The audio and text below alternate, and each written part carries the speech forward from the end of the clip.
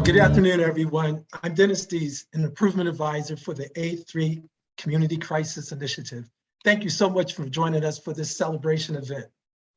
Before we get started, just a few, housekeeping things we want to let you know about. This event is being recorded, and you'll find the recording on the Contra Costa Health Services YouTube page tomorrow morning.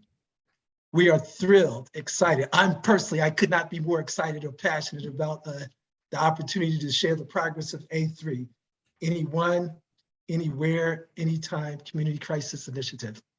So much work is really going into getting the support program to where it is today, from federal to state to local levels of government, city partners, fire, police, emergency services, and more importantly, the community. This is what we're going to actually share with you this afternoon. And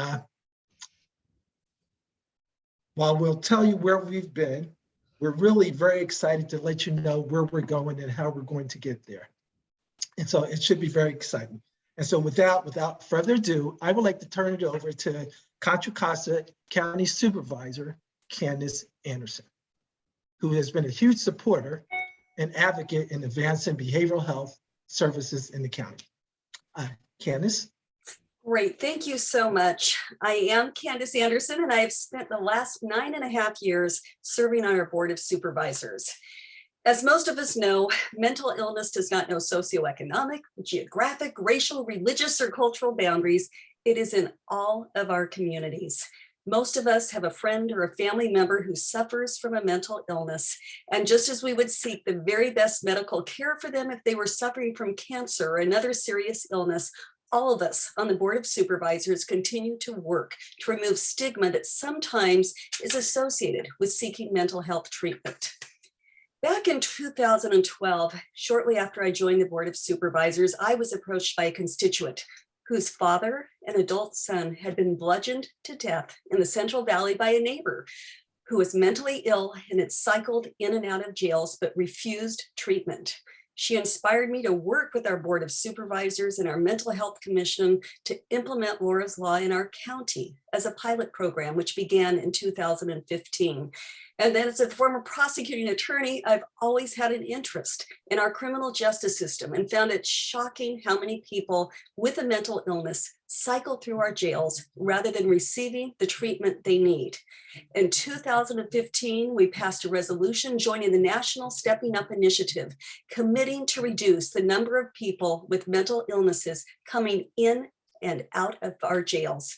In 2017, we participated in a state convening with our public defender and representatives from probation, the sheriff's office, district attorneys, and behavioral health to identify new strategies to help those with mental illnesses.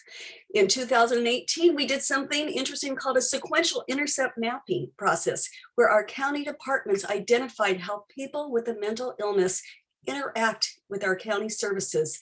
The very first intercept identified was through our community services, our crisis lines. We've increased substantially the mental health services provided in our jails. We've implemented crisis intervention training for our sheriff deputies and police officers starting several years ago. We have some crisis intervention teams that are sometimes deployed, but during certain hours, and it's hard to reach every community.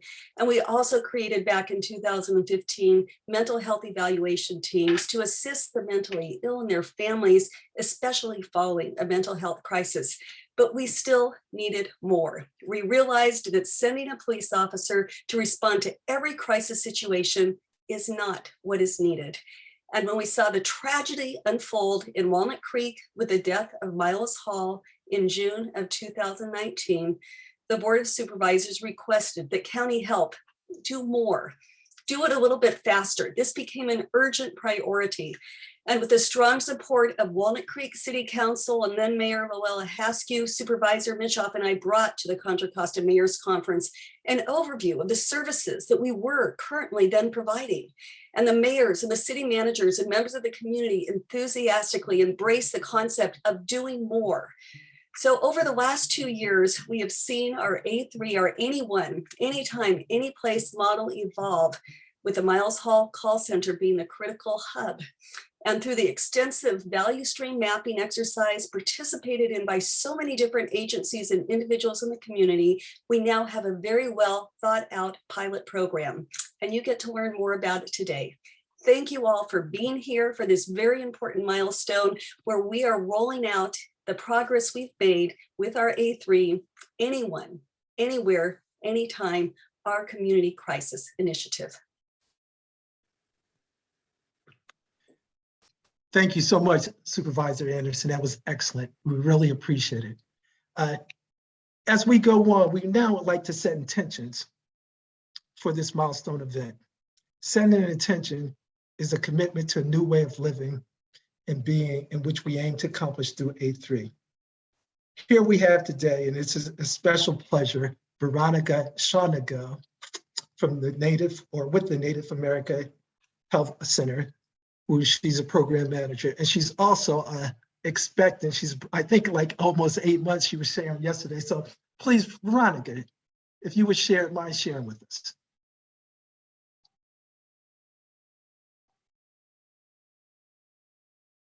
If you can hear us, Veronica, or if you're on mute. There you go. Hello, everyone. My name is Veronica Shanago. I am the program manager at the Native American Health Center. We are funded by Contra Costa County Mental Health Services Act, and we provide prevention and early intervention services. And today I would love to just offer what we do to start every event and meeting at our health center is to set an intention with an opening blessing. And within the Native American community, we typically use our traditional medicines. You may be familiar with sage, sweetgrass, cedar, but also water. And today I'm going to be using water as I bless and have an opening blessing for today, because water is something that is in all of us. We use it all, we are surrounded by it, and it makes up majority of our body. And so I have my water here. If you have water close by, I encourage you to grab it and focus your mind and connecting to the water, because water is medicine. It's something that unifies us. It is something that no matter your background or your beliefs, water is something that we all have within us. So, Heshke, Veronica, hello, my name is Veronica. Creator, I ask you to send us strength and blessings as we gather today in this sacred space, in this virtual world that we are in. I ask you to guide us, to give us love and community, and to allow us to show thanks and gratitude for everything that you give us in this life, for all of the health and love within ourselves, our family, our community. I ask you to please send special blessings to anybody who may be needing it today, and to everybody who's joining us and who might not be able to, but is here with us in spirit. Creator, thank you. I ask you to pray into this water, allow it to cleanse us and bless us and nourish our bodies, our minds, and our souls. Allow it to unify us as a community, as people. Thank you. Ho matakiase. And then with this is our tradition that once we bless the water, we bless our space, and then we drink it and we allow it to embody within us. And then it allows us to carry it through the rest of our time. So I'm gonna just go ahead and drink from my cup. If you have water close by, go ahead and drink from your cup and stay hydrated, stay healthy, and thank you. With that, I'm gonna turn it back over to Dennis. Thank you. Thank you, Veronica. That was beautiful. Now we would like to introduce Supervisor Karen Bitchoff, who is our chairman of the Board of Supervisors. And Karen? Good afternoon, and thank you for that lovely prayer of intention. I'm able to join you today for a few moments. I have to leave to go and talk about water policy in California, and I will be back with you later, but I wanted you all to know why I'm going to have to leave for a few minutes. Thank you, Dennis, for the introduction, and good afternoon, everyone. I'm excited to be here today at the A3 event. As we know, anyone, anywhere, anytime crisis response. The county has continued to increase capacity and need has never been greater. Hundreds of residents have faced challenges associated with mental and behavioral health, and until now, there hasn't been an appropriate system in place. I have supported the development of this flexible response every step of the way. And I want to thank Supervisor Anderson. She has been the leader in this. With mental and behavioral health, there are unique challenges and causes for every individual. Our response needed to be flexible to be able to respond to every individual. Next, we will be hearing from our residents who lived experiences with mental health challenges. And these stories are going to be read by staff. Thank you, Supervisor Mitchell. That was beautiful. Okay, like we said, we embrace sharing lived experience, which was the most important thing throughout the development of 8-3. Hearing diverse stories from our Contra Costa residents helped further our understanding, and we tried to be as diverse as possible. We also hope sharing stories and talking about behavioral and mental health will help reduce stigma. So with that, I would like to introduce Anna Roth, our Health Director of Contra Costa Health Services. And Anna has been so instrumental in leading this effort. Thank you so much, Dennis. I actually believe that we are about to see a lived experience video. So I wanted to hand off to Brittany, and I'll be excited to come back and introduce our next speaker at that time. Thank you.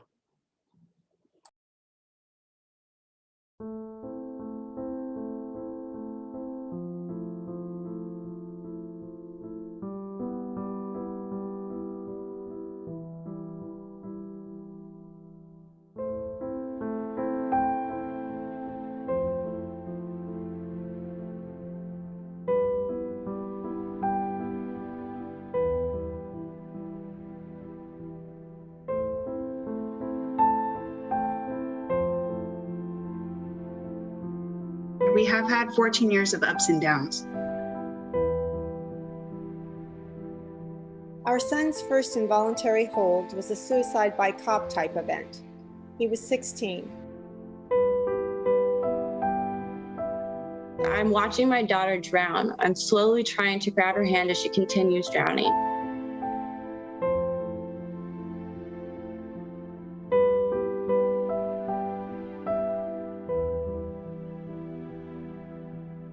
We have had to watch our son walk out of our front door in handcuffs to the waiting ambulance too many times.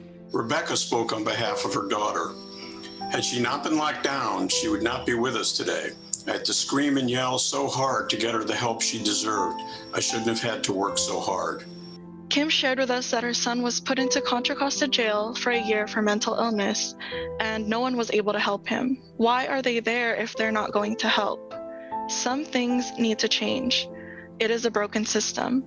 I witnessed 2 extremely well-trained CIT sheriff officers tasering our loved one on the full run as he attempted to get away from them just outside PES. After he's admitted to PES, one of the officers, a very short while later, told me, "I hated tasering your son. However, it was the only way I knew to save his life."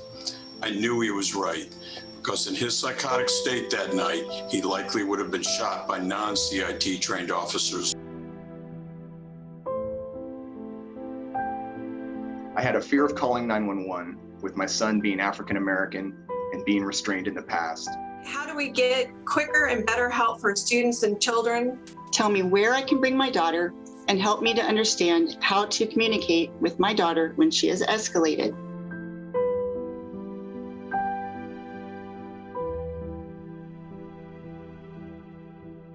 This program will save lives.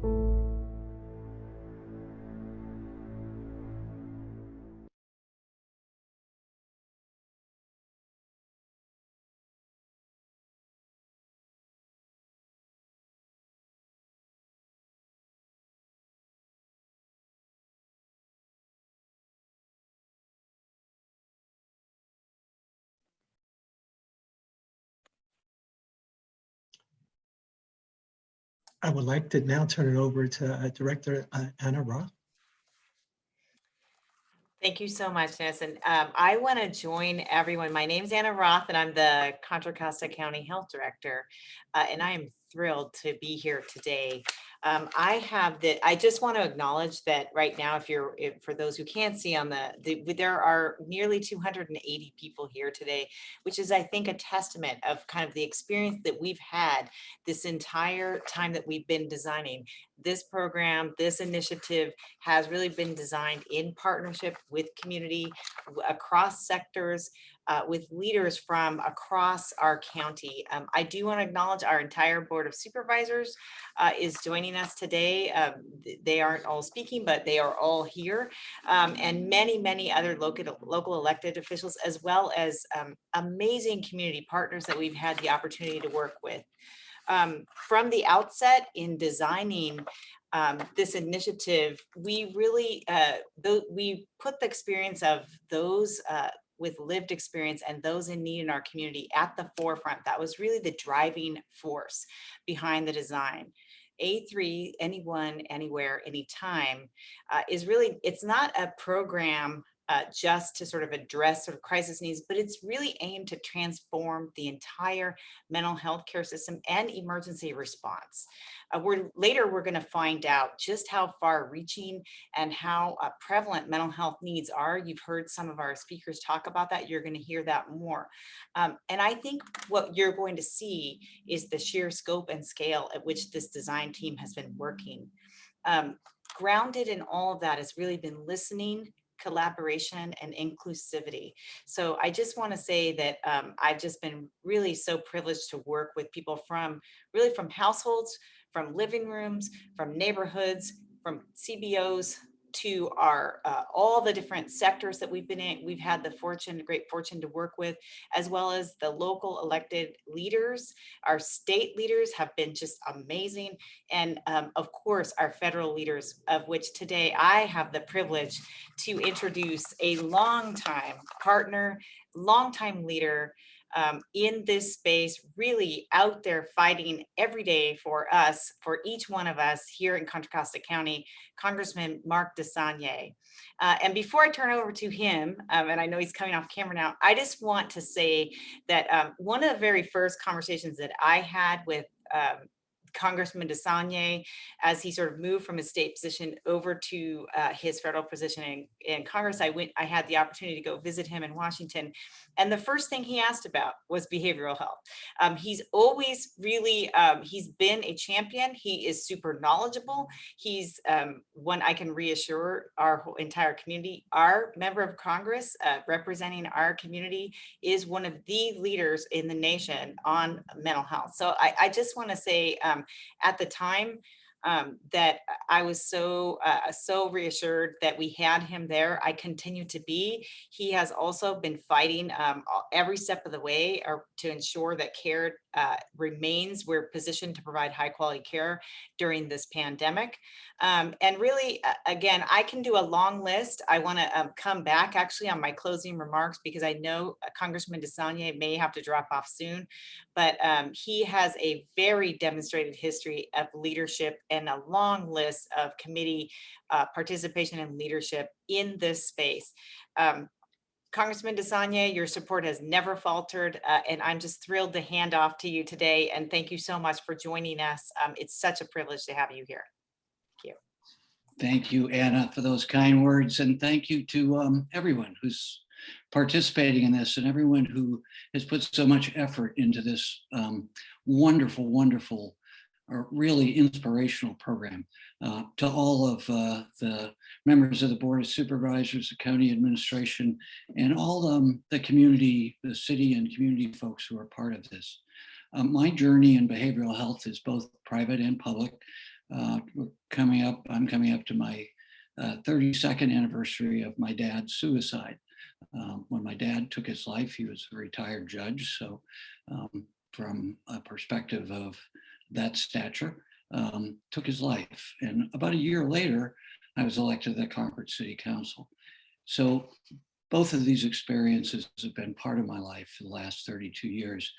And the private one and the public one has informed my passion and my firm belief that these are the kind of programs that will transform and save lives that for generations, unfortunately, have had to struggle to survive, along with their families and their community. When I first got elected, actually, when I first got on the Board of Supervisors, to a Concord police officer, Ron Turner, African-American police officer in downtown Concord, and John Allen, a retired county employee, came to me and showed me a little program that they had started just between the two of them that had affected the Concord Police Department and the behavioral health folks in Central County. And it was simple. And you can tell how long ago it was because it involved pagers. Remember pagers? When a police officer would respond to a call and it was someone who they believed they needed behavioral health expertise on, they would page the person who was on duty 24 hours a day, just like this program. And that grew to a larger program, both with that department, the sheriff's department, other police departments.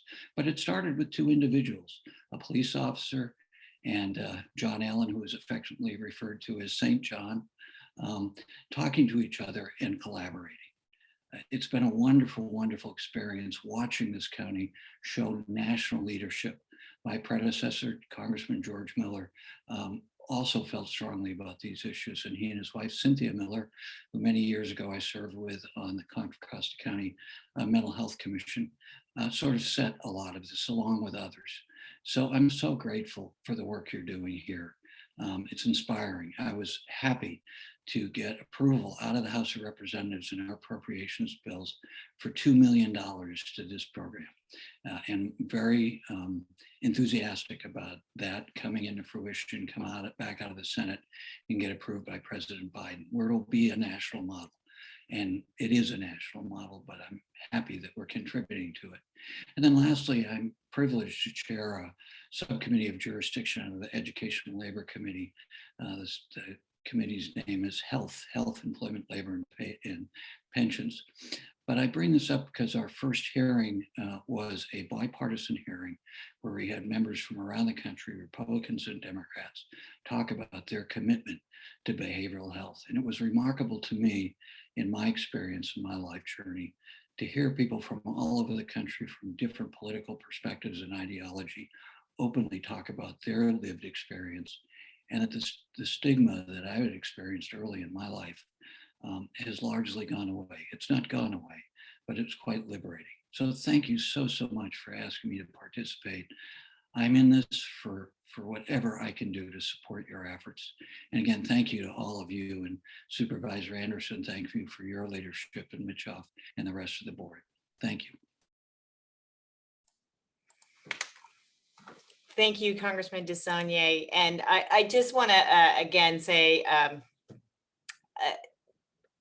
the list is so long of the accomplishments and the leadership that Congressman DeSaulnier, you have shown and really modeled for others across the nation. And I think it really, what I just want to summarize to say, this is clearly a leader and representation that understands the value of properly prepared staff, of funded public health infrastructure. And actually, he's actually talked to me about that. And I've always been struck by that, just the fact that he understands and refers to this kind of framework as infrastructure, as sort of critical core service, really demonstrates the level of importance, and I think the commitment and the lifelong sort of demonstrated commitment that Congressman DeSaulnier, you place on this kind of service. Finally, I just want to close with, you once told me that because of public health, everyone's life can be longer and healthier. And I think because of the work that we're doing with A3, anyone, anywhere, anytime, this is another example of how we will improve lives across Contra Costa County. And I'm just truly so grateful for the opportunity to join all of you in doing this work together. Thank you.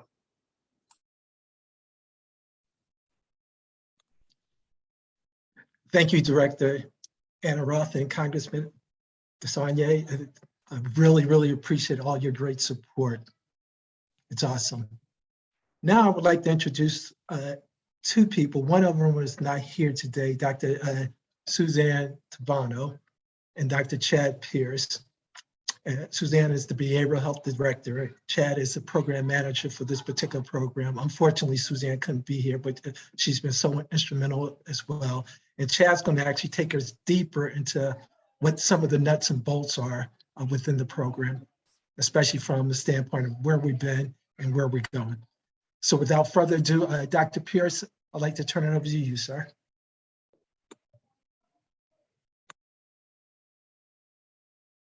All right, thank you, Dennis, and thank you to everyone who is here. Thanks to everyone who has joined this exciting celebration. The A3 Crisis Initiative, this is a huge endeavor, and it took all of you to make this happen. So what I'm going to do is I'm going to show you a slideshow that just basically will explain where we've been and looking ahead and where we're going.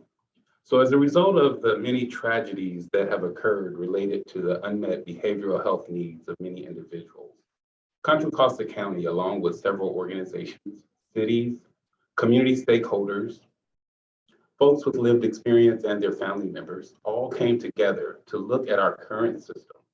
We wanted to identify gaps in areas where we can improve our system of care. There was a lot of trust built, which allowed for a lot of learning from many different perspectives.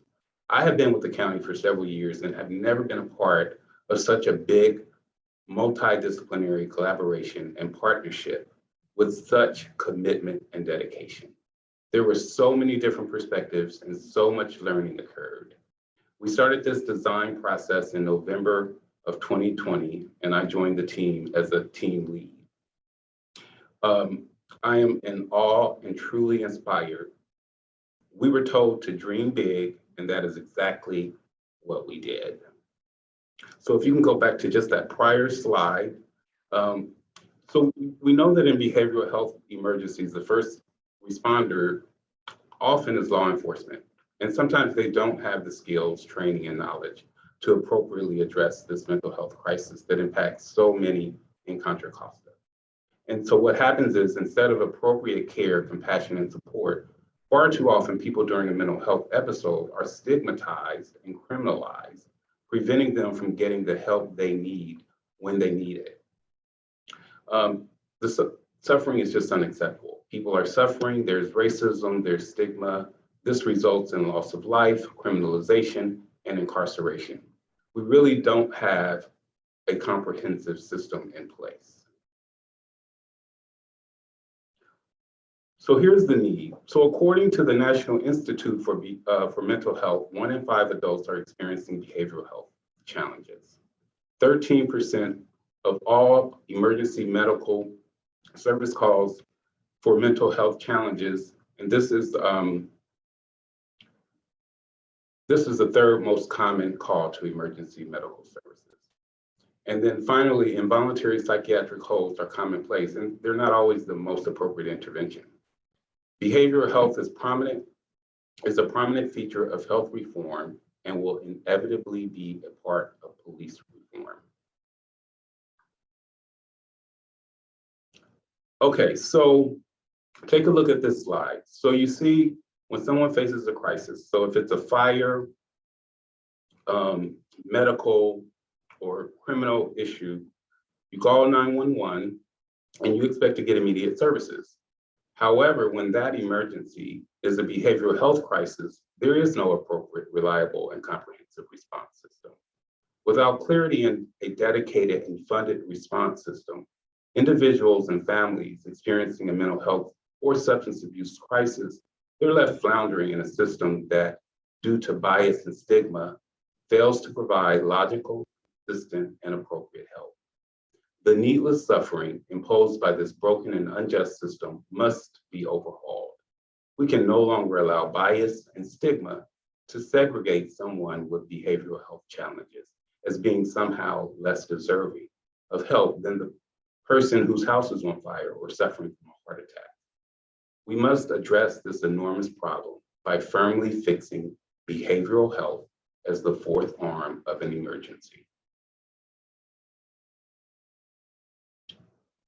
So back in November of 2020, We brought together a multidisciplinary team, countywide with diverse experiences, and we began a design phase in order to figure out more clearly what it would look like if Contra Costa residents received the right kind of behavioral health crisis support.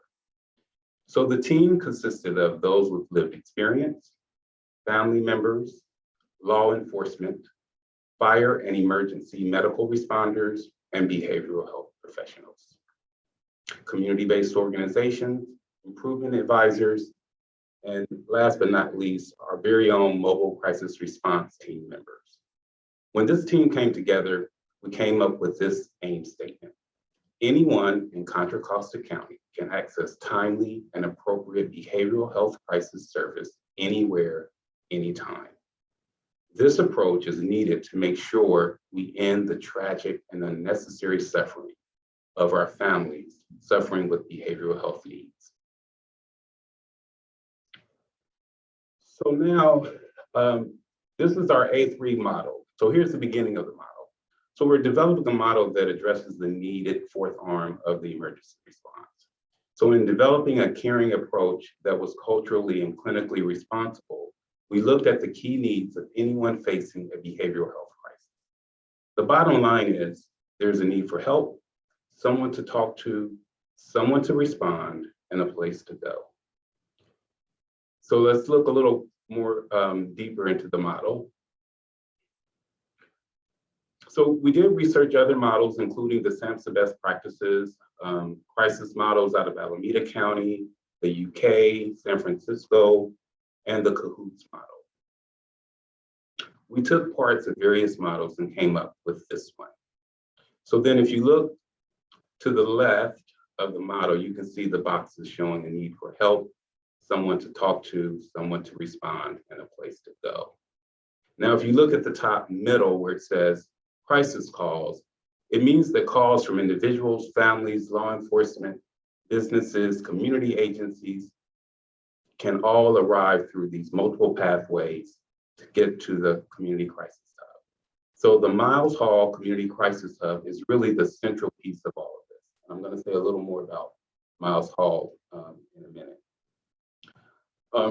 So you see under the model, these calls get quickly transferred to the Miles Hall Community Crisis Hub Center. And the idea is that this center will operate 24/7, and an experienced clinician will ascertain an individual's needs, perform a triage to determine if they can meet the needs by phone, or if a specifically trained response team is required to meet the person at their location. We also want to make sure that the right kind of team is dispatched in order to provide the most appropriate support. So we have 3 different team compositions. So we have our level 1 team, which is peer support specialist and an emergency medical technician. This team is for calls requiring a welfare check, low risk for escalation, and the ability to address social needs. Then we have our level 2 teams, which consists of a peer support specialist. And peer support specialists, by the way, are folks who have lived experience or who may have family members with lived experience. So the level 2 team is a peer support specialist and licensed clinician, potentially a substance abuse counselor, depending on the need. And this team is for calls where a person is experiencing an acute and serious behavioral health crisis or in need of further assessment. Then finally, we have our level 3 teams, which consists of a peer support specialist, licensed clinician, and law enforcement. This team is for calls where a person is experiencing an acute and serious behavioral health crisis with the idea that the situation may escalate and there may be safety concerns. And while we want to lessen the need for law enforcement, we do recognize that sometimes that is an appropriate response. Okay, so once a team is on scene, they may determine that the person in crisis needs a place to go to get more appropriate support. So then if you look under the levels of teams, you can see alternative destinations. So to sum it up, all the calls can get routed to the Community Crisis Hub. Even the 911, if necessary, can get routed to the Community Crisis Hub, and vice versa. If the Community Crisis Hub determined that law enforcement is needed immediately, they can route the call or do a warm handoff to 911. So this is our A3 model that we're using to serve anyone, anywhere, and at any time. So now we're going to talk about the entry point. So the Miles Hall Community Crisis is really the core of this work. So named for Miles Hall, a young man who was experiencing a behavioral health episode, and due to our broken system, was tragically killed in the process. Sadly, the Miles Hall story is shared by too many people in Contra Costa. In honor of Miles and the hundreds of others in Contra Costa who face not only the challenge of a behavioral health incident, but also the added jeopardy of getting no help or the wrong help because of a system not designed for their unique situation. So we named this hub in honor of Miles Hall. I also want to acknowledge that we have lost individuals who have died by suicide. Again, the Miles Hall Crisis Hub is really the central piece, the front door, if you will, where people start to get behavioral health crisis support. So now I want to talk about where we stand right now in January. Some of you may be aware that we currently have a mobile crisis response unit. This unit was started 3 years ago, and that team has done an amazing job providing crisis support to the community. So I want to take the opportunity to thank them for all of their hard work, because they did this with limited capacity and lack of resources. But they tirelessly work day in, day out to try to provide the community with the support that's needed. As we have been going through the design phase and as word is getting out, the current calls to this team has grown exponentially, which further demonstrates the need to do more. We launched the Miles Hall Community Crisis Hub in August, and we are taking calls 2 days a week. These hours will increase as we continue to ramp up with staffing. We're going to continue to build out the technology and the software. So here's what comes next. So we will continue to get ongoing community feedback, but these are our big buckets. Again, this is a gigantic project that is occurring in partnership with all of you. We will continue to involve the community in the process and get feedback, and these are the big buckets of what's to come. There will be ongoing quality improvement and testing of technology and the workflows. So now what's going to happen soon, in more detail, is we're going to continue to build out the call center. And we're going to begin hiring and training additional call center hub team members and mobile crisis response teams to expand the hours of the hub. And as we're doing that, we also will be fleshing out the triage process. So happening later, summer 2022, we will continue to expand our crisis response teams and test and improve structures on an ongoing basis. We'll continue our collaboration with law enforcement on how to standardize our workflows, policies, and dispatch. Then we have longer term goals, which are our alternative destinations for behavioral health needs, as you saw in the model earlier. And then we want to bring in an evaluation component so that we can measure the success of this initiative. So we're aiming for full staffing at the call center hub by June 2023. We hope to have a full, complete 24/7 operation of a centralized hub with regionalized teams so that anyone, anywhere, at any time can receive behavioral health support in a timely manner. So here are just some current information and resources. This is what we have currently. So if you do know someone who is experiencing a crisis, we have an adult line, and we have a children's line. And we're preparing standardized communications across the county, and we're working with city communications officers to share updates with our community.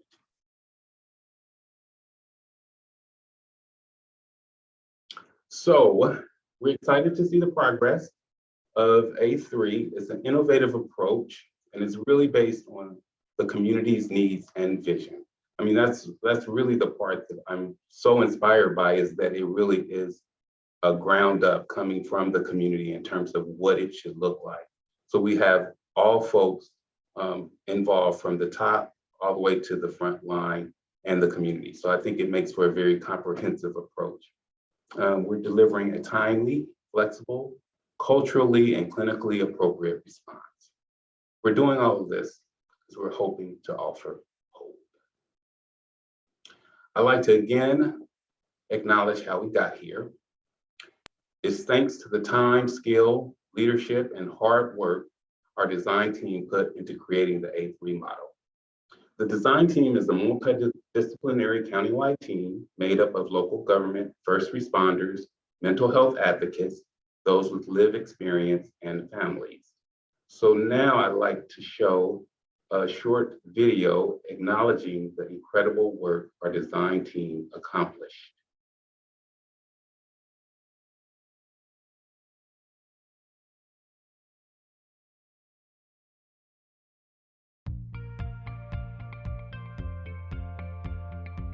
Hi, my name is Kanisha Johnson with Behavioral Health. Hi, my name is Denton Carlson. I'm a captain with the San Ramon Police Department. My name is Sue. I'm a licensed clinical social worker working for mobile crisis response team. Our aim is that anyone in Contra Costa County can access timely and appropriate behavioral health crisis service anywhere and anytime. Having close to 20 phone numbers available for mental health support, our community members have a hard time navigating where to begin to ask for help. We would like to create a centralized 24/7 call center, similar to what law enforcement and fire department currently use. During this week's Rapid Improvement event, the Miles Hall Community Crisis Hub used this crisis intervention triage tool to determine the ideal team to dispatch to the location of the crisis. Our goal is to provide safe, alternative facilities and services for people experiencing a behavioral health crisis. Part of our collaborative approach was to gain a better understanding by listening to clients and their families. And we would not have been able to do this work without hearing from our community partners.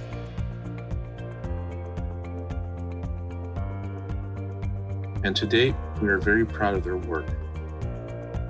This AIM statement was developed by all of us as a team.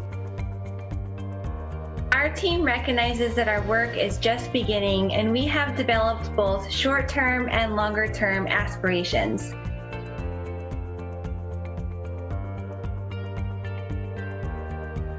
And it's honestly so exciting to see everything come together.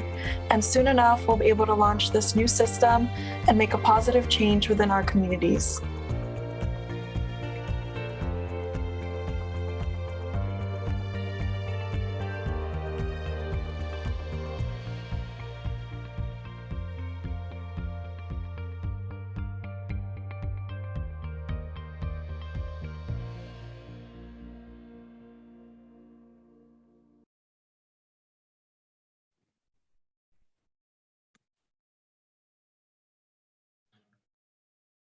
So I would like to say thank Chad for that excellent, detailed presentation. And next up, we would like to acknowledge the important role that advocacy has played in addressing mental health service. From healthcare to housing to criminalization, policy has a big impact. It can improve services, increase access, and provide better outcomes for people who experience behavioral and mental health crises.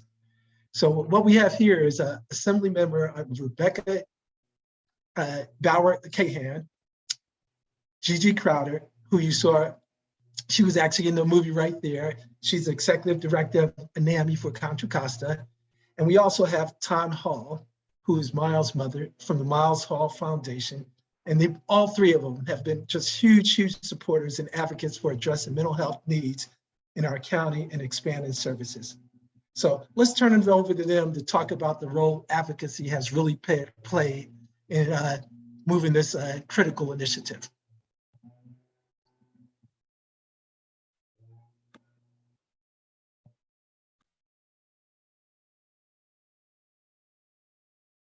Hi, everyone. I'm Assemblymember Rebecca Bauer-Cahan, and I proudly represent parts of Southern Contra Costa County in the California State Assembly. I am so happy to be with all of you today to support the A3 initiative, allowing anyone in Contra Costa County to access timely behavioral health crisis services anywhere. It is an incredible effort, and I am so happy that the county is doing it, both as the Assembly member, but also a resident of Contra Costa County. In the legislature, I've been fighting to take the idea of A3 to the state level in my bill, AB 988. But Contra Costa County has an incredible opportunity through A3 to change the way we respond to and address mental health emergencies. For years, we've seen the deadly consequences of lack of comprehensive response within our mental health system. And the lack of mental health care and emergency crisis response services disproportionately harms people of color and the unhoused in our community. It does not have to be this way, and Contra Costa County is stepping up to change that. The state of California and Contra Costa County can be a national model for leading with a healthcare response in mental health crisis instead of a law enforcement response, which is often what you get today. I'm incredibly passionate about this issue and have been for a long time because behavioral health is healthcare. And what we're doing today, before the launch of A3 and before this system goes statewide, is not providing the care our community deserves. I've been a lifelong advocate for injustice. As an attorney, I worked to make sure that those that were unhoused in our community weren't criminalized. And now I believe that government can be a tool for incredible healing and rehabilitation. But that work is the work that we are doing today. As a public servant, it is my job, it is the job of our county supervisors and everybody who works diligently at the county to reshape our institutions, to help rather than punish the most vulnerable that live amongst us. And that is what A3 is going to do. It is going to save lives and work to improve them.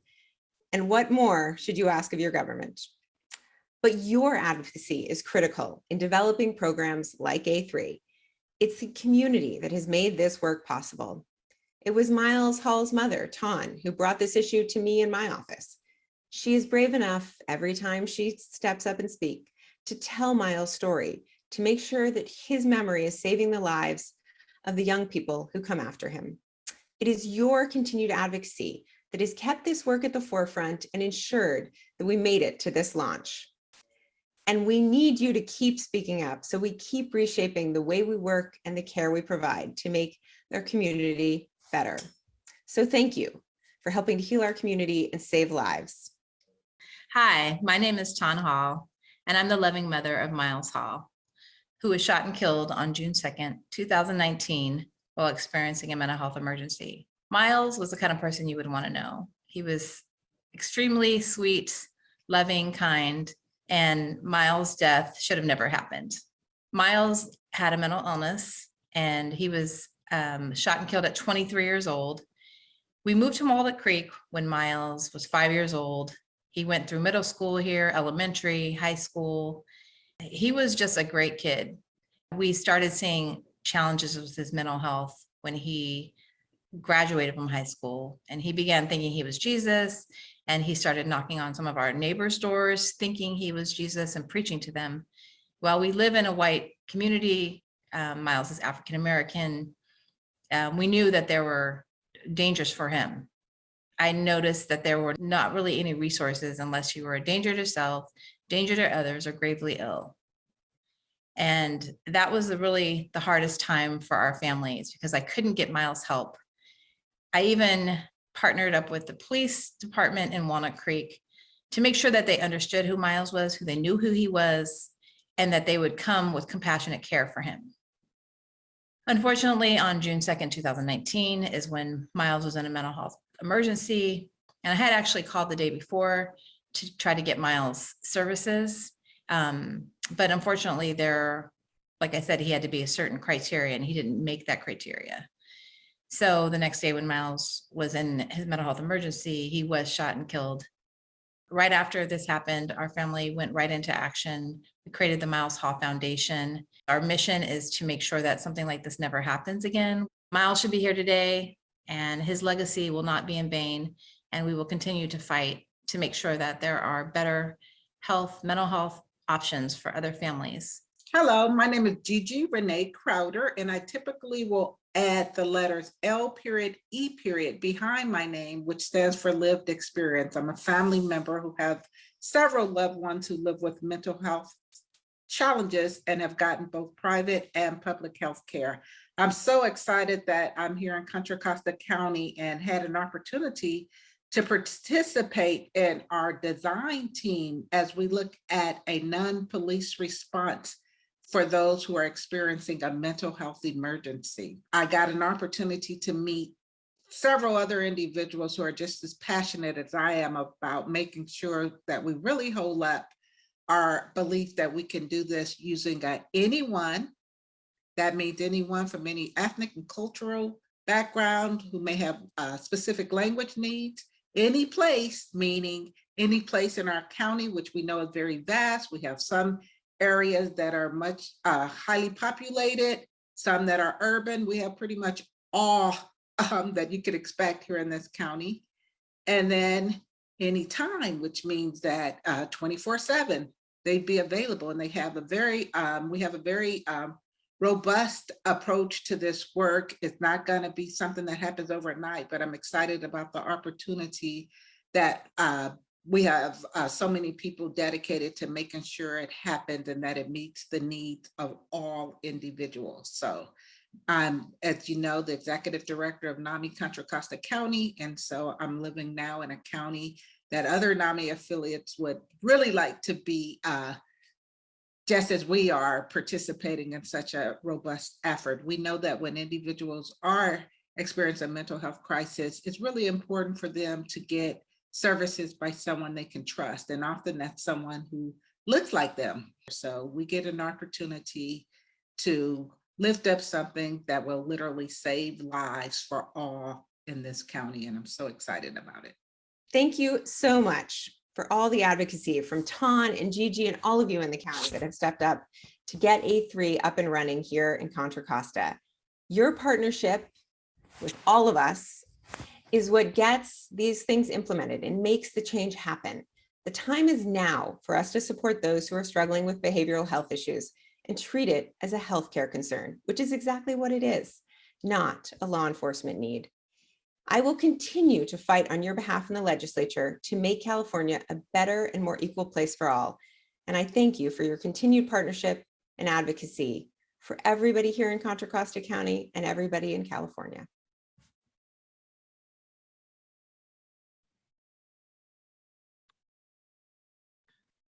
Thank you, Assemblymember Bauer Kahan, Ms. Ton Hall, as well as Gigi Crowder.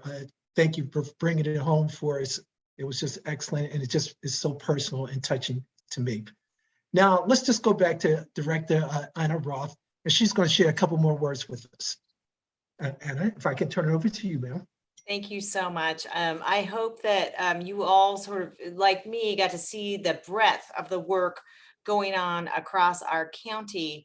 I want to mention sort of two really important things about sort of how we got here and really how are we going to move forward.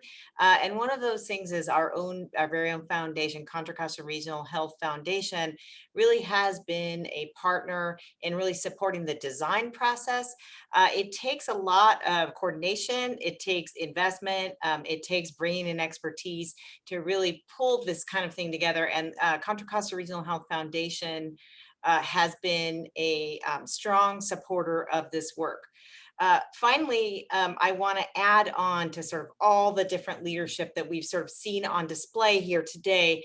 And I want to, again, acknowledge the community coming together, starting with really supporting health and safety through the support of Measure X. This is our local initiative that passed this last year, and really led by our board, who did work tirelessly along with advocates across our community to really move that onto the ballot, get that passed, and it had tremendous support. That was step one. I want to just acknowledge the magnificent work of the Measure X Community Advisory Committee, who has been chaired by Mariana Moore and co-chaired by BK Williams, and really consisting of members from our community, across the community, who worked tirelessly. I mean, they had more than 25 meetings, very long meetings.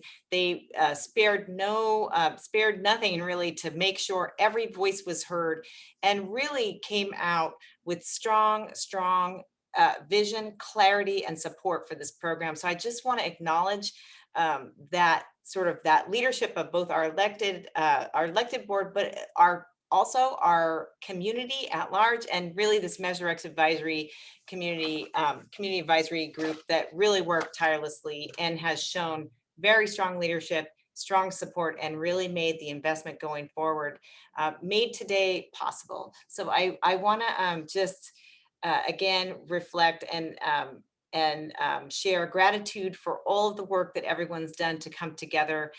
This is a thrilling moment. And now I'll hand back to Dennis so we can sort of bring this home. And I want to really express gratitude for you spending your afternoon with us today. Thank you so much. Thank you again, Anna. Fabulous. Creating A3 has been a huge effort undertaken, and to get to this point, like I said before, the many partnerships. So now Supervisor Karen Mitchell, she's not with us as right now, but I believe Colleen Awad will actually share a couple of words, and then we'll actually turn it over to City Manager Valerie.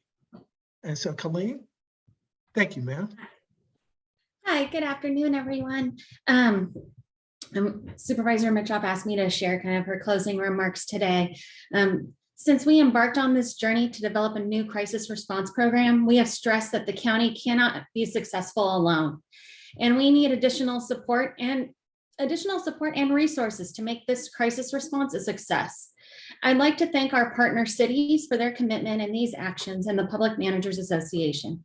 The time, input, guidance from our stakeholders has been invaluable and has led to the development of our flexible crisis response to address the variety of mental health issues that occur throughout our county.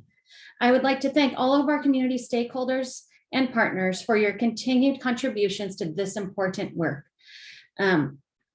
And to speak more about the Public Managers Association and the city's role in this broader process, I would like to introduce Valerie Baroni, the city manager from the city of Concord. Thank you, Colleen. So I'm Valerie Baroni, and I have the pleasure of serving as the city manager for Concord.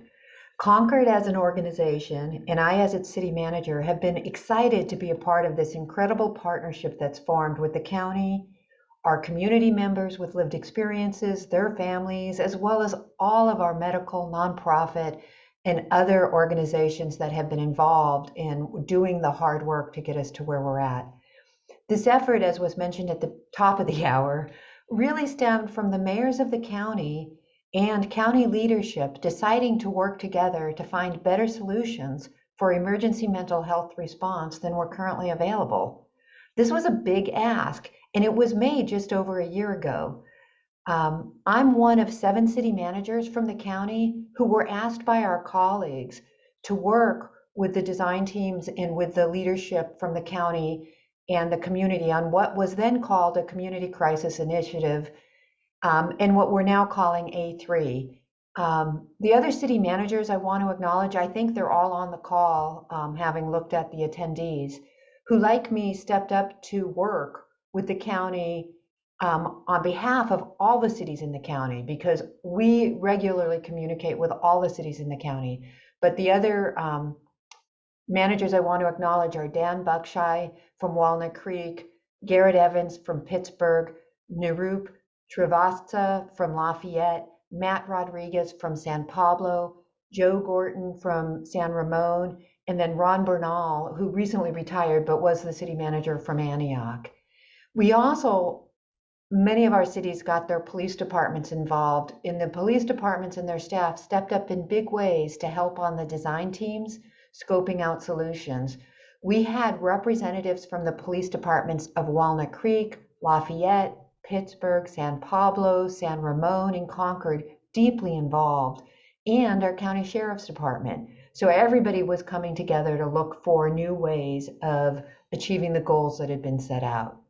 I do want to acknowledge, though, that the county team led by this health department you're seeing on this presentation tonight, they really deserve the credit for organizing and carrying forward this project in what turned out to be a very inclusive manner. And they guided us all and brought us to today, which is the beginning of the rollout of A3. I and my city manager's colleagues within the county, with the full support of our city councils, we're excited to be a part of this solution and to be at this point. And we're excited to continue to be part of making emergency mental health response available to anyone, anytime, anywhere within our county. With that, I'm going to call up a quick video featuring some of those partners who have come together for this important initiative. Thank you. Hello, my name is Bradley Lindblom, and I'm a lieutenant with the San Pablo Police Department. I've worked for the San Pablo Police Department for almost 19 years. I'm currently a watch commander for our patrol division. Mental health is extremely important to me, as I lost one of my best friends to suicide, and understand mental health can affect anyone in our community at any time. The community of Contra Costa County is in dire need of mental health services, 24 hours a day, with professionals who have the ability to respond to crisis in the moment. It has been an absolute joy to be asked to join this project and given the opportunity and voice to provide a law enforcement perspective to this program and help everyone understand how law enforcement operates in these events, as well as our desire to see a positive outcome. Since beginning our work last September, I have realized this dream can only be accomplished with community partnerships and a collaboration with law enforcement. With the support and involvement from law enforcement, A3 staff will be able to do their work safely, as well as keep the community, family members, and individuals in crisis safer, in hope that people living in Contra Costa County can quickly get mental health services they need. In closing, I would like to thank all of the dozens of individuals throughout the county who have assisted and played an integral role in the development of the A3 Community Crisis Initiative. The City and Police Department of San Pablo are committed to this project and improving the lives of people living with mental illness. I'm Paige Meyer. I'm the fire chief of the San Ramon Valley Fire Protection District. First, we'd like to say a big thank you to all the folks that are working hard on the A3 program and really, as a team, looking at mental health, the mental health of our community and emergencies and how we respond. The reality of it is, in our business in the fire service, every call we go on has a mental health component and aspect. And we're excited about our pilot program that allows firefighters to be first responders and fill the gap as we get the necessary help to the people that need it the most. The A3 program is an amazing program. The fact that we're taking this step in the right direction as a county and complementing each other as we move forward is quite rewarding to our district, and we're really excited for the future. We know this is the first step of many, but it is in the right direction, and we're excited and proud of the entire county, and we want to thank you and continue to work together to make this county not only cutting edge and safer, but also more accepting of all people and their emergencies. Thank you so much. Hello, my name is Garrett Evans. I'm the city manager with the city of Pittsburgh. It is truly my pleasure to be here and talk about the importance of A3 and the community partnerships in making this a reality. The A3 program and its services to provide timely and appropriate mental health crisis services would not have been possible without tremendous cooperation of public agencies, nonprofits, organizations, and the community. Contra Costa County has a program that can truly help anyone, anywhere, at any time. It involves cities, the county, and other agencies all working together to play a huge role in this success. The mayors and city councils from each jurisdiction provided goals and direction to staff to make A3 happen. The need to prioritize mental health crisis services has truly been a focus by all.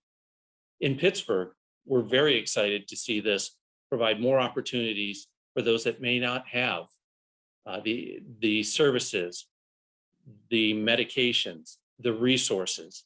So that way we can avoid some circumstances beyond the critical incidents.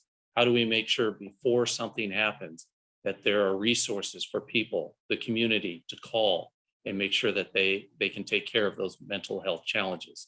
Or after something happens, they have follow-up resources. So this is a true large program that is going to help everyone in the community. I think the A3 program will be huge for Contra Costa County. Anyone, anywhere, anytime is paramount for a growing and healthy community. I am very excited to be part of this new program. Thank you. Well, thank you. I have to start with the Supervisor Mischoff, Colleen, Valerie, in this particular case, Bradley, who was just our superstar, Paige, and Garrett. Just a fantastic job. And I just want to personally thank all of y'all for everything you've actually done. Now I would like to just turn it back over to Supervisor Anderson to bring us home. Thank you so much. It's really been amazing spending the last hour with all of you. You've heard so much about our progress toward A3. And as I mentioned, the Board of Supervisors is strongly supportive of this. And that's why when we were looking at how we would allocate the Measure X dollars that were mentioned by Anna Roth, we determined that we were going to spend $5 million in one-time money and $20 million in ongoing revenue over the next several years toward this program as a unanimous vote. And so you met Supervisor Mitchoff, and Supervisor Glover, who is not with us today, is also a very strong supporter of this, enthusiastically committed to this program. But with us today, both in the audience, is Supervisor John Joya and Supervisor Diane Burgess. And we do have some prepared remarks by each of them that we want to share with you right now.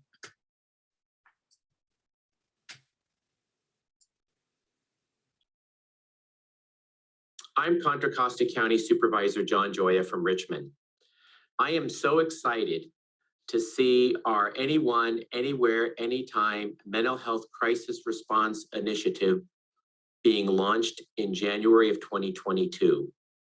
This initiative is the result of a partnership between County Health Services, working with our cities, our community-based providers, health providers, 211 Contra Costa and others, to provide timely and appropriate behavioral health crisis services anywhere at any time. It is estimated that 1 in 5 adults in our county are struggling with behavioral health issues. And we've seen an increase in these issues and in this crisis during the pandemic. We know that people want someone to talk to, someone to respond, and a place to go. These 3 things will all be offered through this initiative. And a lot of this will be provided through the Miles Hall Community Crisis Hub. I am proud that we've been able to use Measure X funding, which is a sales tax measure passed by Contra Costa voters in 2020 to fund this vital and important initiative. All of the community partners who we work with make this initiative possible. We've needed this in Contra Costa for some time, and I'm glad to see it start now. Thank you to everyone who's worked tirelessly over the last several years to make the A3 Crisis Response Initiative a reality. Your compassionate work has paved the way to allow the county to provide timely and appropriate 24/7 behavioral health services to anyone, anywhere, anytime. The impact of what we're launching today will benefit countless residents.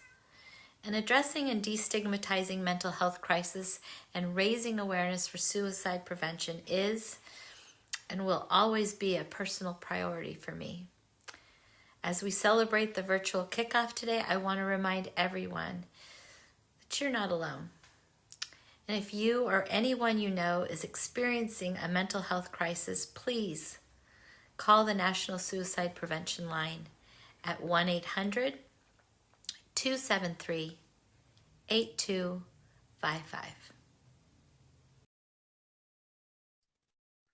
I want to thank both John and Diane for their remarks. You know, government doesn't always move as fast as we would like it to, but in this case, we have made tremendous progress. I've got to offer my sincere thanks to our county health department. They've been on the front lines of a pandemic for the last 2 years as we move into year 3. And it's really quite remarkable what we have been able to accomplish in the middle of a pandemic over the last just over a year. They have led this process with our community partners in record time. And the fact that this all happened in the middle of the pandemic is a testament to the importance of this work. Now, as I've mentioned, we are committed as the Board of Supervisors to spending outright $25 million toward this program. And I was so pleased of the work of Congressman DeSaulnier, who is offering up another $2 million that he hopes to bring forward from Washington, D.C. and appreciative of Assemblymember Bauer-Cahan and her work that she has had with the 988 bill to elevate the issue of having the no wrong door, the appropriate dispatch in a crisis of a mental health nature. And so looking at our next steps as outlined today, we're looking to now not just have the Miles Hall Crisis Hub open a few days a week, but hiring more people, having it fully operational by 2023. We're going to continue to test our technology and our workflows. We're going to expand and respond our responding teams to meet the truly diverse needs of the different calls in different parts of the county. We'll continue our ongoing collaboration with law enforcement because we realize that there still will be many incidents where we need to have law enforcement present with us as we respond to these crises. And we will keep working to identify these alternate destinations where people can go when they're in a crisis. Sending them to psych emergency, sending them to the jail is not going to be the best prognosis for their outcome. Our A3 program in Contra Costa County has the potential to change lives, not just for those who suffer from a mental illness, but their families and loved ones, and all of us in the community. I am grateful today for all of the work that is already taken, the momentum we have to continue to move forward. Thank you for joining us today. Thank you for all of your work on this wonderful initiative that we have moving forward. Thank you so much, Supervisor Anderson. And in terms of bringing it home, we want to also thank the Contra Costa Regional Health Foundation for their critical initial and ongoing support of the design and improvement work for this project. And if we're going to sum it up, I think 3 things from an improvement perspective: the community coming together as one, creating multidisciplinary teams, focusing on the most important and critical work and doing it at a rapid pace or incredible speed. So with that said, you can find the recording of this event on Contra Costa Health Services YouTube page. It will be uploaded by tomorrow. We look forward to sharing more progress and updates with you. Please follow CCHS on social media and look for more updates on, say, cchealth.org. Thank you all. Have a great night, and we really appreciate your continued support and participation. Good night now.